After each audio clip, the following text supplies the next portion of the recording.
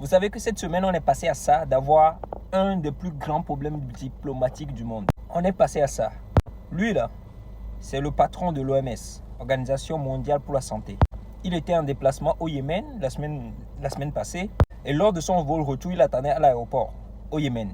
Donc, à ce moment, pile à ce moment, il y a eu un bombardement d'Israël sur l'aéroport au Yémen. Et c'était justement là où se trouvait le président de l'OMS, le patron de l'OMS. Israël a donc bombardé la tour de contrôle d'abord, avant de bombarder une salle d'attente qui était juste à côté de la salle où le président ou le patron de l'OMS était assis. Sur les images qui passent là, la vidéo, vous pouvez bien remarquer qu'il y a eu un bombardement, donc il a dû entendre.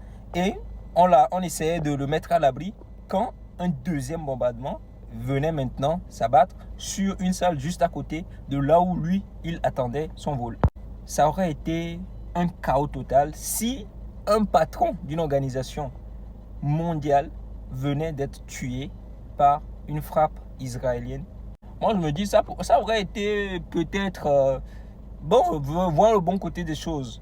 Une goutte d'eau qui va déborder et qui va permettre à ce que l'ONU envoie une mission pour pouvoir mettre fin à cette guerre. Je ne dis pas que s'il était mort, ça aurait été, voilà, on ne souhaite pas. Par contre, on était à ça d'avoir un grand problème diplomatique. Je ne sais pas comment on peut résoudre ça.